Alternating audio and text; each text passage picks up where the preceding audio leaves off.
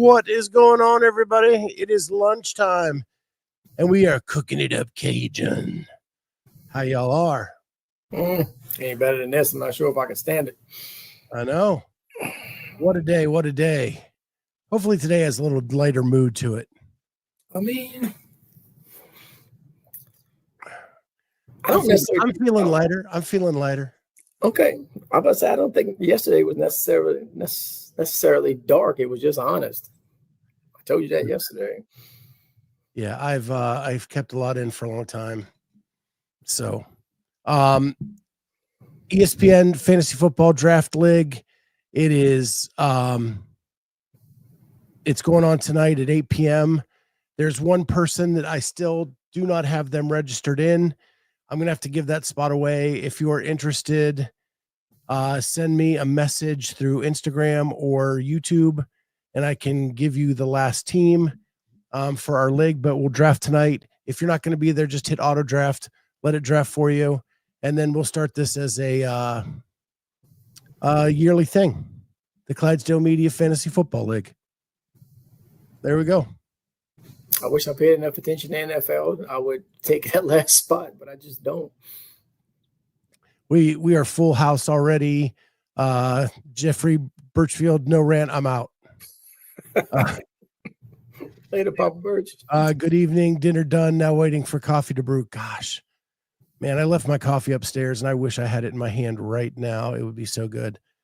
Aster Serve. There was a nice clean air energy yesterday. There sure was about 12:45 when I went back upstairs. Yeah. I felt revived. Lost some subscribers, but you'll have that, and I don't care. No, you know, right? Lose 2, gain 3, not a big deal, dude. It's not for everybody. It's just like CrossFit. It's for anybody. It's not for everybody. Yeah, awesome. So yeah. So what's going on with you, man? Oh, just trying to bask in the afterglow of the Tigers win Saturday night. Been trying to catch up a little. Not been trying to. Been catching up a little bit with all the various reels and YouTube videos and whatnot about the WFP over the weekends. Kind of checking that kind of stuff out and working and living, man. Training. Wishing my traps weren't so tight. Besides that, I'm pretty good.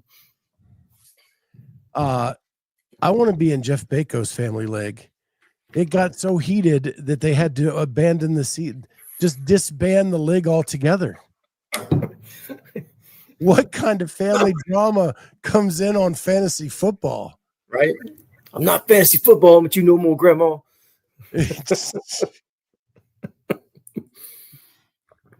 And Ethel, you cheated. No way was that trade legal. Y'all know that wasn't right. Y'all know that wasn't right. The league still exists, but a few of us said enough. Bro. Damn. Seriously. I don't even know how that works, dude. Like the couple of fantasy leagues I've been in, which was years and years and years ago, after we picked our people and like once you played them, you played them for the week and you just kind of went on about your business. Like you either did well or you didn't. See, we don't have an entry fee. We don't have an entry fee. Yeah, I never played for money. We don't have to worry about that. No. I'll probably try to find a good trophy for the end of the year for the winner. That'll be that. I don't gamble, dude. Even on stuff like that. Like we bought Powerball tickets over the weekend for the first time in probably 3 years because the jackpot was $1 billion with a B. And we're like, okay, yeah, I'll spend $10. Nobody won that, by the way, so it's up even more now. Yeah. Oh, so nobody won last night again, or is it today? Is it today that they pick again? That goes to show you how much I know. Yeah, I think it's today. I don't know. I don't know either. My wife and I play maybe once a year. Yeah. And it's usually if it gets to be some ridiculous amount of money. So yeah, because 10 million ain't enough. You got to wait till it gets to like $1 billion, right? Well, 10 million is not life changing enough for me to play, but when it gets to $1 billion, Yeah. Fine. I guess I'll play at $1 billion. Oh, Scott left. Yeah, damn. That's how balling Scott is. He can just talk about it and it's kind of bail right out of the conversation. Wow, it's just me, just me. Okay. That was weird. Hey, there you are. That was weird. It just kicked me off. All of a sudden, poosh, I'm out of the studio altogether. This is how much like we got in. Yeah, I ran out and got my tickets real quick. Well, we figured out how much it was. And my wife was like, okay, we should probably buy a ticket. And I was like, okay, cool. And, so my wife, her sister, her brother, and my in-laws all put up like $10, got $40 worth of tickets, whatever it was. Yeah. PC That's on the fantastic. internet. That's fantastic. Trying to silence me. Yeah. How dare you? How dare you? Just in general, how dare you? Like not over a specific thing, just how dare you? Yeah, it is funny how that works though, that like we never play when it's at 10 million or 50 million. It's like once it gets to 500 million, it's like, okay, maybe we should buy a ticket. And then You we talk had my ourselves around it till it gets to $1 billion. Okay, we'll go buy it. Your odds aren't any better. No, you had my curiosity. Now you have my attention. Yeah. Jennifer was talking about it. I forget what day it was, Saturday or whatever, and she was saying that like talking about the odds, like and how ridiculous they are. Like I'm pretty sure you have a better chance of getting struck by lightning while being bitten by a shark than you have of actually winning. Like it's absolutely insane. It's all about hope, man. Yeah, I mean, that's what everything in this world is sold on, right? That's what the WFP was sold on. Not to transition to something bizarre, but like there was hope that there would be this pro league that athletes would get paid a salary to join. That's why they jump on. It's the hope. It's that $1 billion lotto ticket. But you got to put work behind it to get it there. In their case, and that's where it's fallen short. As it turns out, it's not as easy as it looks on TV. Can I say, like, one thing they did do really well, they just didn't finish it off. They had to let Savon come in and finish it off, and that was the fashion walk-in. You know, that is done every Sunday on NFL Live. They do live peek-ins of people walking in with their outfits. That live walk-in of the athletes walking in their outfits, if they would have taken it home with some commentary as that was going, would have been a home run hit. But no, they just went halfway, and then Savon had to bring it up and do the analysis to get it to the rest of the way through.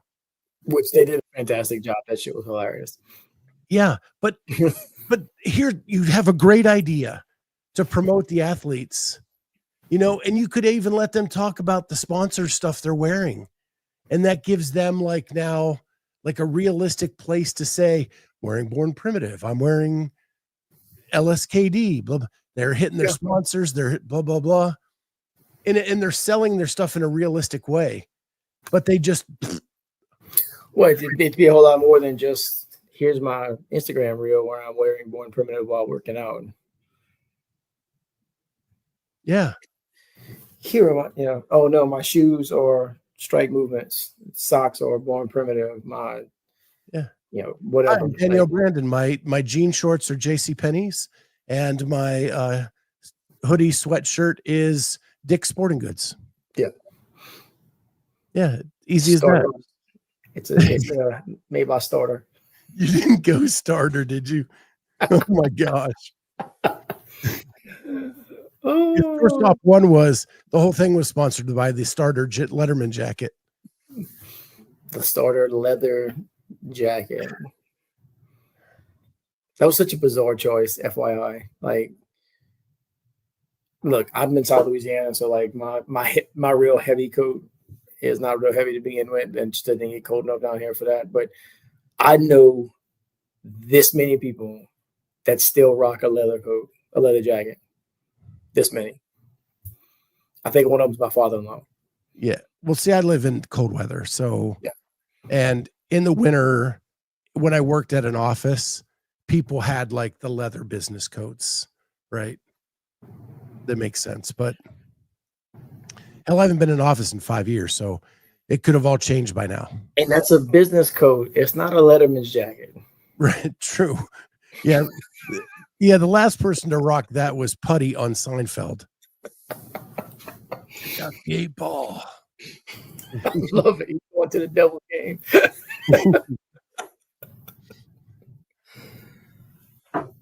Train Olive, always here for the fashion content. Then someone sees something they like and it brings to them to that sponsor brand. Yep. Always. Yep.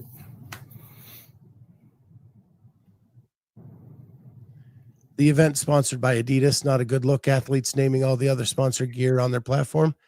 Come on, man. Adidas is too big for that. They're not gonna give a shit about that. Yeah, they just I don't think Adidas is worried about the sale of me buying Strike Movement shoes as opposed to Adidas when they have their hands in literally, I mean, everything from basketball shoes to soccer cleats to running shoes to just everyday, like pick a thing, plus all their clothes. No. Jeff Bako, I still have my Letterman's jacket from high school. I got on my birthday in 1982. I think I got mine in 1984. I lettered as a freshman swimmer. You can imagine that it fits over my left thumb right now. So I threw it in the trash. I got I think mine's in my mom's house. And it's 1994. So yeah, so our leather sleeves were not really leather, apparently, because mine melted. Yeah, no, our leather sleeves were definitely not leather. And that's when I really threw it away because it was a mess.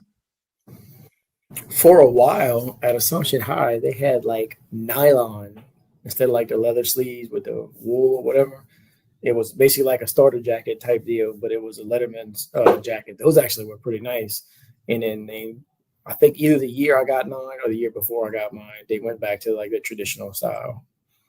The fact that there is a traditional style Letterman's jacket is kind of insane in and of itself, if you ask me, but whatever. Yeah. Good stuff. Well, a little bit of news this week. Rogue has been doing some announcements, and my mouse won't work. There we go.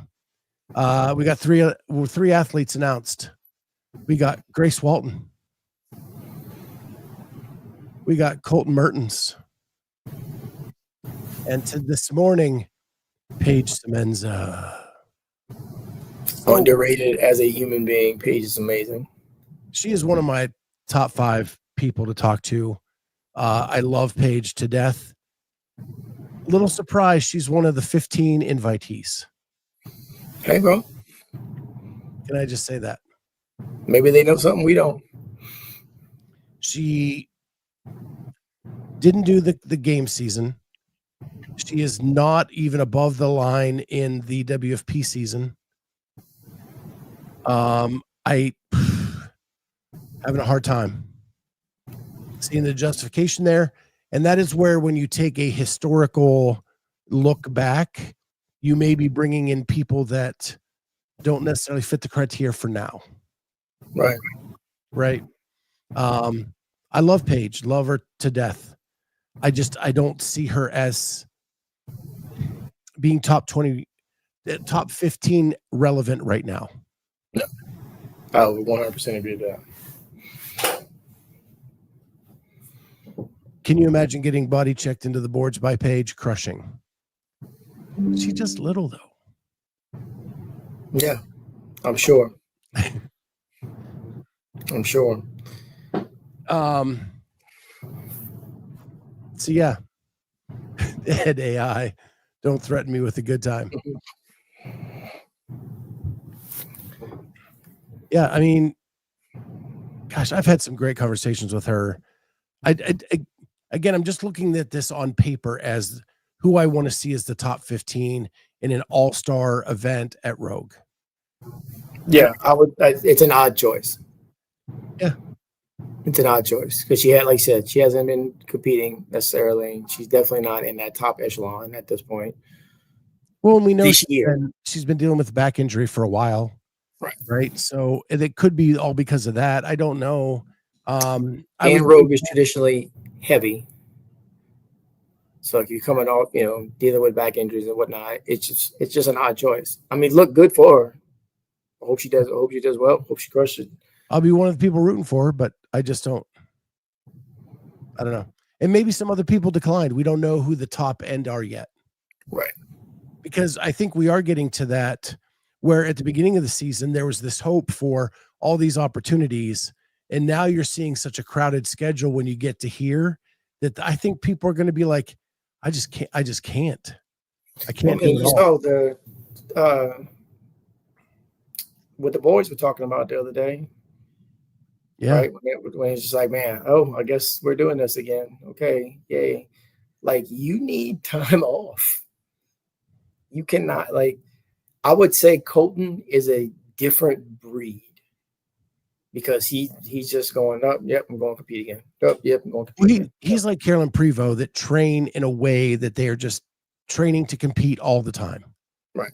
Because Carolyn can't do like peaks and valleys in her training because of her job. Right. Colton can't do peaks and valleys in his work training because of his job. And so they're ready to go every day. Whenever. Doesn't matter. Line us up. Let's see what happens. So, Aaron Fraser, it's not a choice. It's based on their rankings. It is based on their rankings, but part of the rankings are they have the ability to choose whoever they want at the end of the day. I mean, I think that's the last line of their rule book. Well, and I'm pretty sure it's called discretion. Pretty sure it's called the Rogue Invitational. Yeah. Which by definition means that you got an invite. If they wanted to, they'd call me. Probably a bad idea. I'll tell you that right now. I am not going to. It's not going to be a spectacle. Well, I would make a spectacle at Rogue, but not a real good idea. But it's the invitational. By definition, that means you can invite whoever the hell you want. Yeah.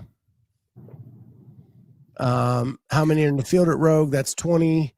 WFP over Rogue. That's a crazy choice. You signed a contract with one.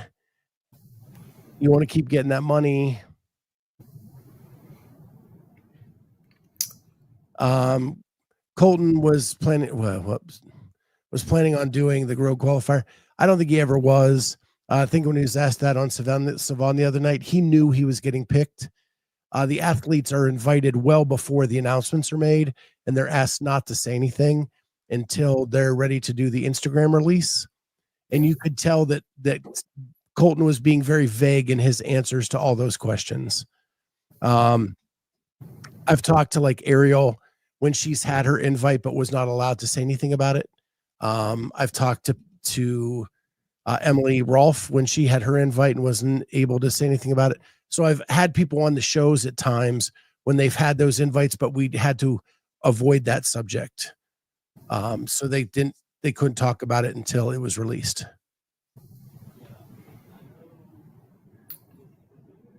I did not see the Jason Ainsley interview on Coffee Pod yesterday. I am in a world of meeting hell right now at work where I just don't have extra time. If you get an opportunity to, it's not super long. It's like you might talk to him for an hour. Jason doesn't hold back. Ainsley's a good dude, man. I actually met him, conversated with him for a little bit at Monster Games. Real good dude.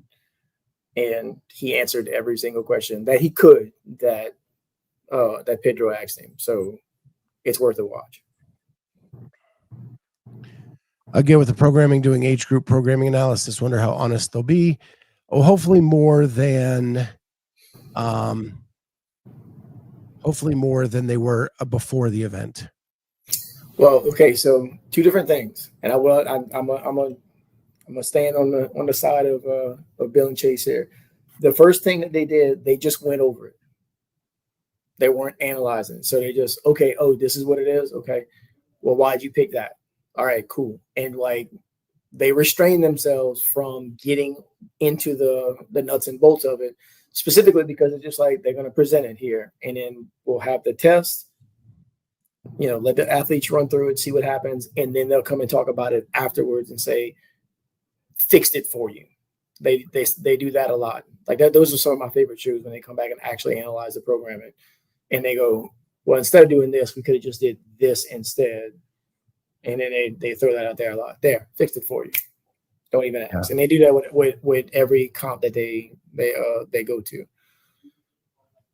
So I'm excited. I'm going to need to watch that. I need to figure out when that is, because that's going to be a good one to watch. Yeah, I actually tested the ring muscle up, overhead squat, burpee box jump over yesterday.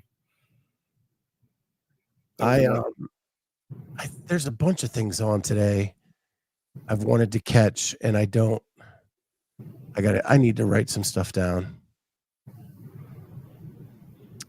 Another thing that happened yesterday that I wanted to share, I just wanted to get your impressions, because it hit me right straight in the feels, because it's a very much like what I went through, and this was released by CrossFit yesterday. Oh, I bet you I know what you're talking about. And that is hot take. Yes. Quite honestly, that's just bullshit. It's an excuse, but I get it. I get why people say that. I think it's just fear. I was 100 pounds overweight, had never worked out really ever, and so I was scared to start it. And so I said that to myself, like, well, let me just do something else to get ready for CrossFit. And it's just bullshit. You don't need that. The hardest part is just walking in the door on that first day. And once you do that, and it's like, everyone's so nice and so supportive, and you feel that culture, your coaches take care of you, it's such a sigh of relief. And I was like, oh, maybe I can do this. Like, this is manageable. And if I would have waited to like be fit to start CrossFit, I just would have never done it. And my whole life would look so different, not in a good way. I mean, the trajectory of my life would have been completely different. I know it's scary and I know it's hard, but you can fucking do it. Like I'm living proof of that, and it's worth it. It's worth facing the fear and just walking in the door. Could not have said it better myself. I cannot tell you how much I love that. Like that. I walked in a gym at 500 pounds, and I thought that I needed, and I actually did some activity before I walked into the gym, but I did it under the coaching of a CrossFit coach. Yeah. He was my next door neighbor. He owned an affiliate. He walked me through some stuff at my house just to get me moving, and then brought me to the gym. And I was scared as hell walking in the first time. I wanted it. I wanted something great. I wanted to be great again. And I walked in the door and saw Murph on the board, shit my pants completely. And then the people walked in. Yeah. And then when the people walked in, and here I am, like, I do not fit in, but they did nothing but love on me from the minute they walked in and got me through that first workout. It just does not, this is the perfect picture painting of what needs to happen to change your life, because I would be dead today if I didn't walk into that CrossFit gym. Guaranteed. We had a dude that, we have a dude that just started. And by just started, I mean, he's been there a week and a half, 2 weeks tops, something like that. Tad, something like that. I haven't coached him yet, so I've only got to see him a couple of different times. But he walked in with that mindset, like he was scared to death, but he came anyway, tried a class, and was like, yep, this is what I want to do, because he's tired of being fat. That's exactly what he said. He's tired of being fat. He's tired of being overweight. He's tired of feeling like shit, and he wants to do something to turn his life around. And we're like, got you, bro. Come on in. And just seeing him like come into class, still kind of, not nervous, but tentative a little bit, depending on what's going on and whatnot. But it just seeing everybody around him just pulling for him, and because that's what the community is, hey man, I'm here for you. I want to see you do well. I want to see you do the same things that I do, and I want to see you fucking kill it every day. It's the greatest feeling in the world. I love it. Yeah, I've been going through it. I had a thing in the mindset of a fat man a couple weeks ago. I didn't know it at the time, but I had pneumonia. I had bronchitis. I had all these things going on. everything was hard in the gym. Everything was hard. Now that I'm able to start breathing again, like now I'm getting fired up again. Now it's starting to like boil over. Like I'm getting ready to let's rock this thing. And videos like this go so far to get me to want to step out into the garage and get a Metcon in. Yeah. You know? And I hope it gets shared enough to where other people who might be on the fence, who might want to, you know, who are in that position that I need to do something, but I don't know what I need to do, can see her saying stuff like that, or see you saying stuff like that, or see Athena saying stuff like that, you know, larger body people. Hey, you can come. It's okay. We will take care of you if you step in the door. It's all you have to do. Show up. Yeah. Like I can't tell you how many people, new people that roll in that we just, bro, you know, oh, what else do I need? You don't need to do anything else right now. Just show up. That's all you got to do. To this day, my mobility is way better than it was beforehand. Even when I'm struggling through the stuff with my lung issues right now, I'm still more flexible, more mobile. I can reach over, pick stuff up off the floor. I can still tie my shoes. I couldn't do that before I could get in to the gym. Like there were things that like I was on the downward spiral out of this forever. And I still have, because of the years and years of doing CrossFit, I still have all those skills. Yeah. Now it's just getting my engine back up to be able to up the intensity and to hit the successful markers I need to hit.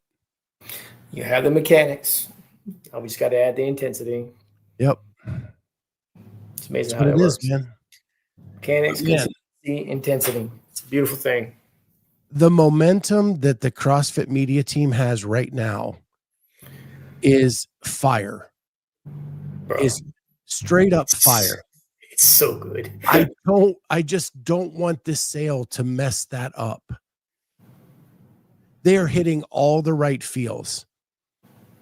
Now, I think if we can get that like one thing to fight for as a community and back it with all of this, then we're back in the gold rush.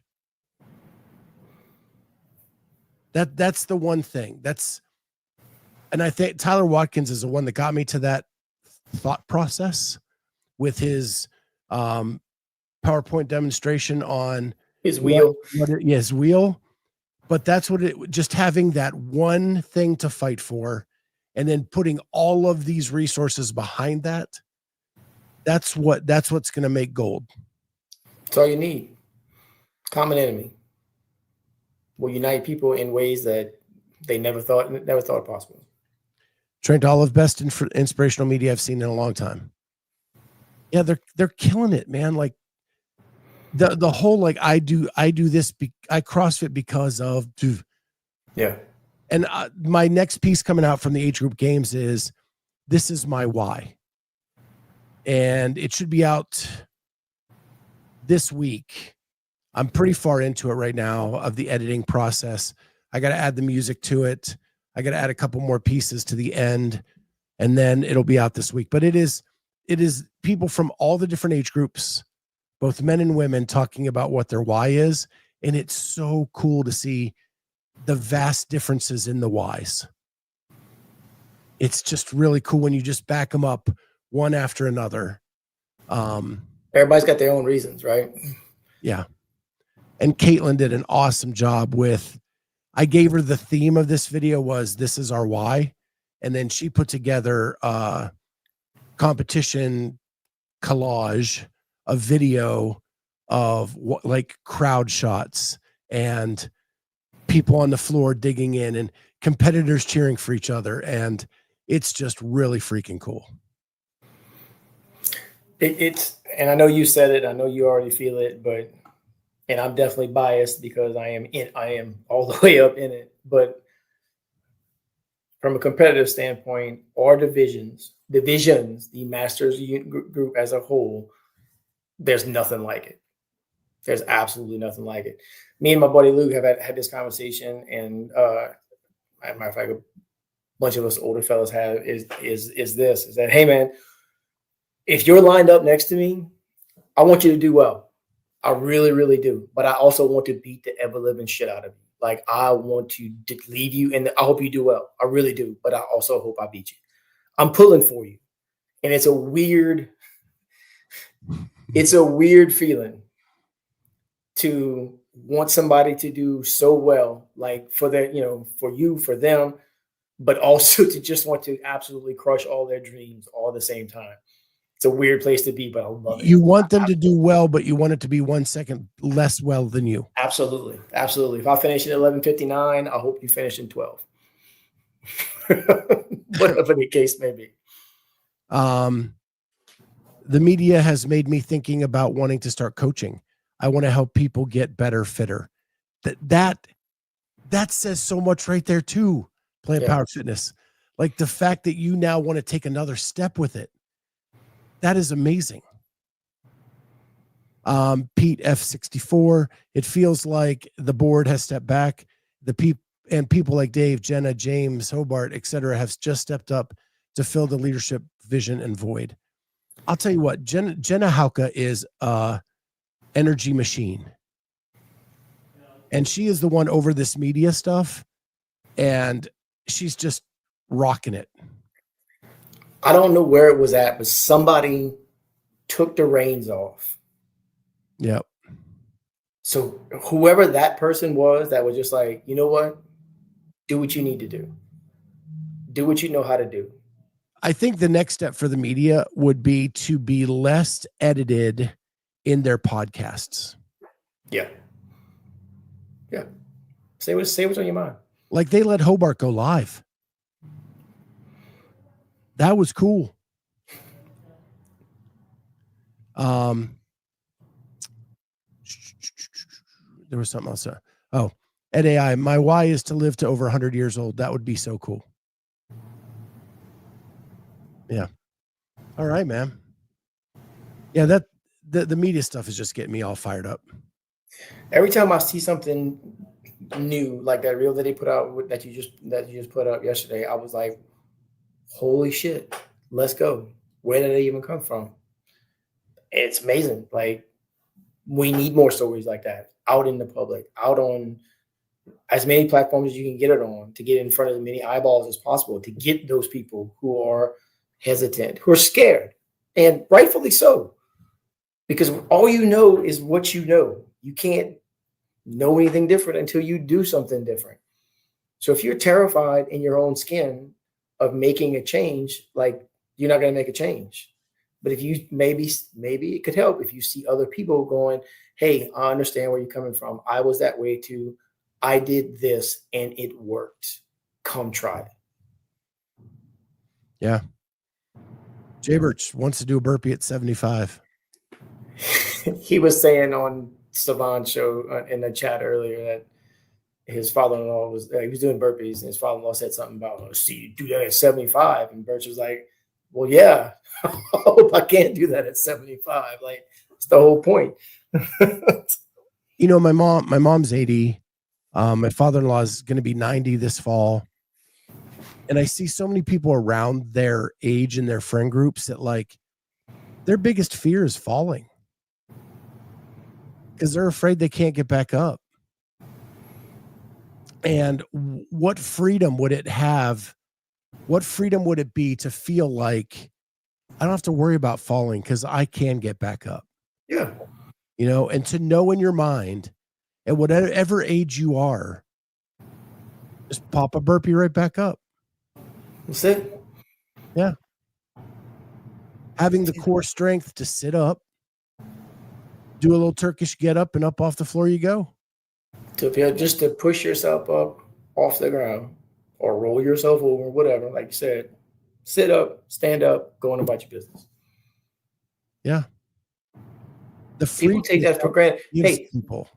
You know, and I know, and our older people in the chat know that they made a whole ad campaign around a woman who had fallen and couldn't get up. Yeah. Life alert commercials.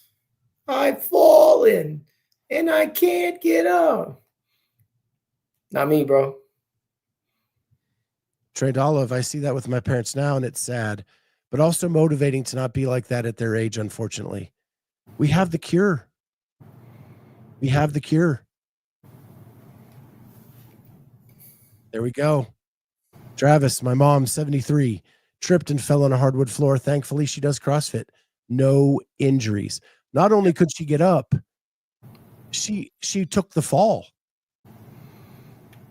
There's been so many things I've seen about women aging, losing bone density, losing muscle mass, and that's why their bones break so easily.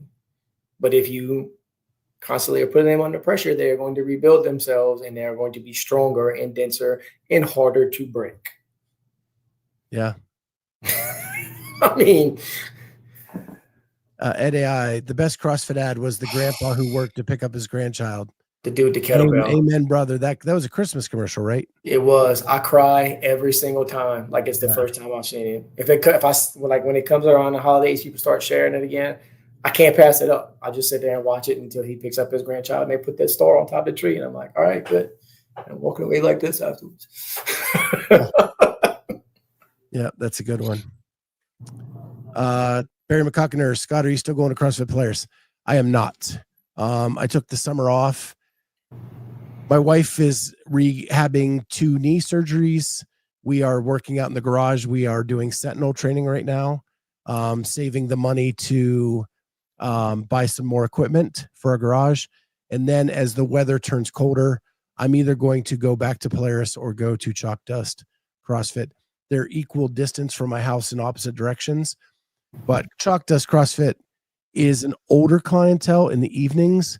So I may go there because now with the lunch show's popularity, I don't work out at lunch anymore. So I work out in the evenings. Polaris was getting young in the evenings, and I just didn't have that sense of community. So I am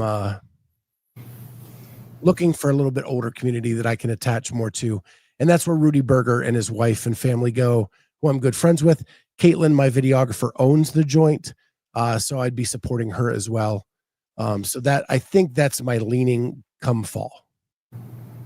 I've talked to them about it already. What's next on the home equipment purchase list? A rower.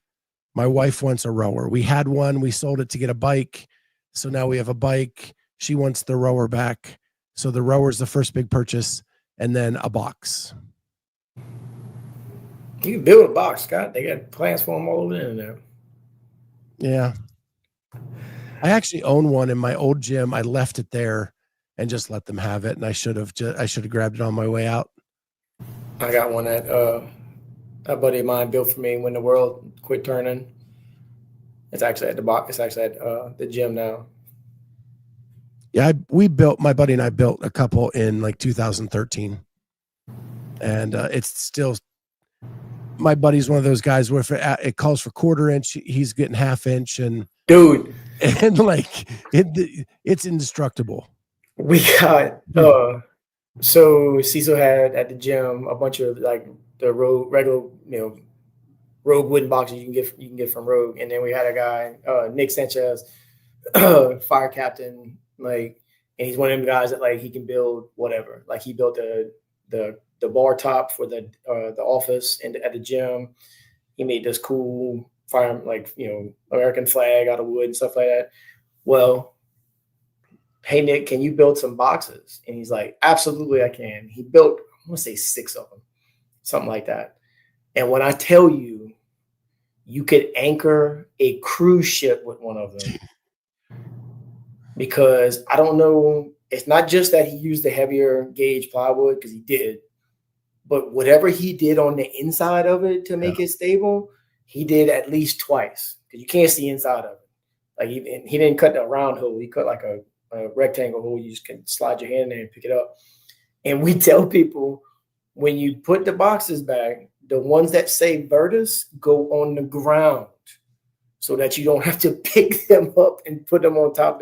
Put the road boxes on top. The road boxes ain't that heavy. These things that Nick missed, and every time I got to drag one out, it's like, God damn, Nick Sanchez box. These things are heavy as shit. Yeah. My buddy, everything was double. The weight is 3 times a Rogue box. Bro, they're so heavy. Jay Birch made one too. Andrew Sten, boxes are easy to make. Yeah.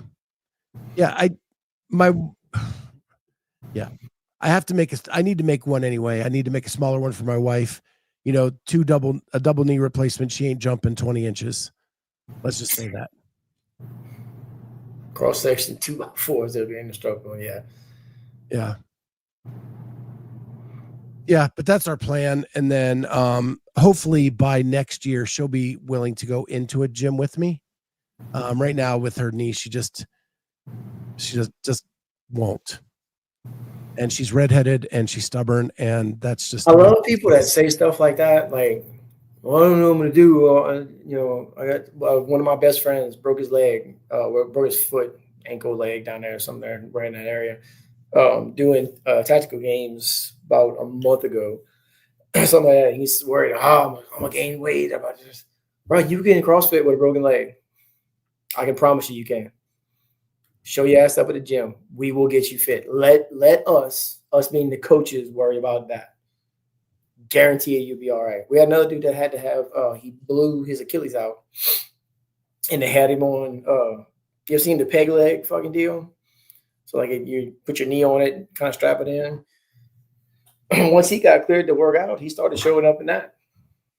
But only because we told him, like, hey, dude, as soon as you get cleared, come back over here. You can come back over here in the meantime if you want to. I don't care about what your doctor said about your surgery. As long as you're not putting pressure on it, you'll be fine. We got a ski erg you can use. You can row with one leg. I don't know if anybody ever told you that or not. There's a whole list of like we can get you taken care of. And he's finally back on 2 feet now, and you know, starting to work back to doing the stuff he was doing before. But it tickles me to no end, and equally parts frustrating when I hear people like, "Well, this is kind of hurting right now, so I don't know, bro. Don't worry. Come, just show up. We will take care of the rest." Yeah, Ken makes a great point. She could use just 45-pound plates, step up on, because we bought the Charlie package from Rogue. So the barbell, the weights. We have the weight rack, kettlebells, wall balls, ab mats. Gosh, we've got all the things. We've got a lot of equipment. She just wants the rower, and then maybe just a little more weight, and we should be good to go. You gonna go C2 or? I make money already. I don't need to make other stuff. You know what? I think Rogue rower with the big wheels on the front, it'd just be easier to move around the garage. And you know, if Rogue makes it out in the driveway and feel cool about it. Not breaking. Nice.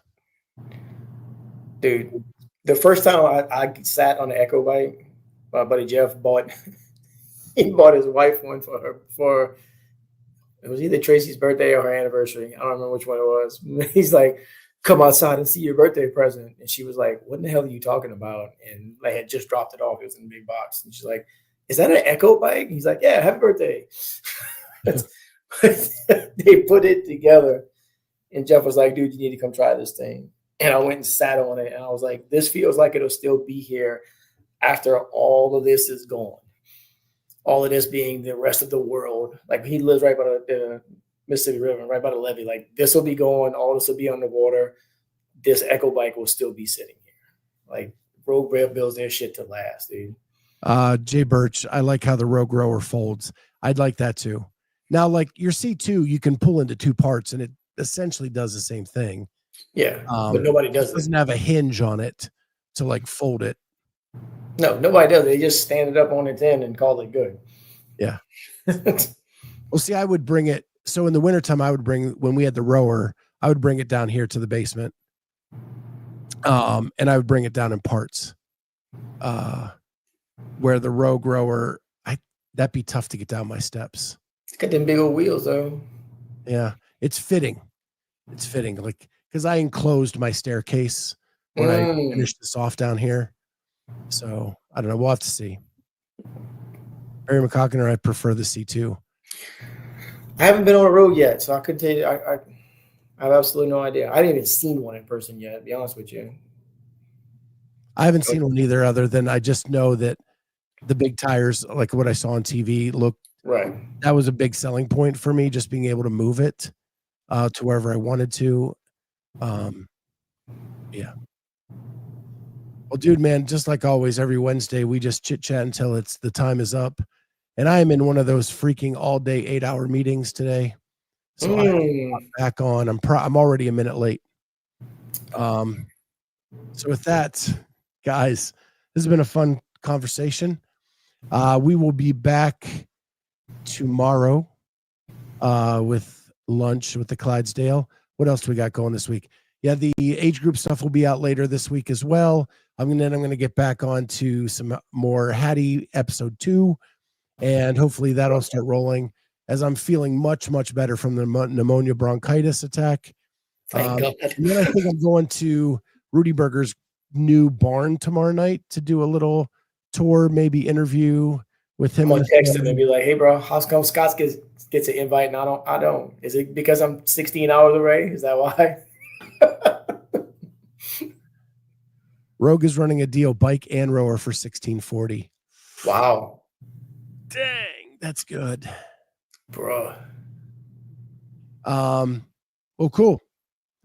With that, yeah, shoot up Rudy and ask him why you didn't get the invite. Oh, I absolutely will. With that, guys, we are out, and we will see you tomorrow with lunch with the Clydesdale. Bye, guys.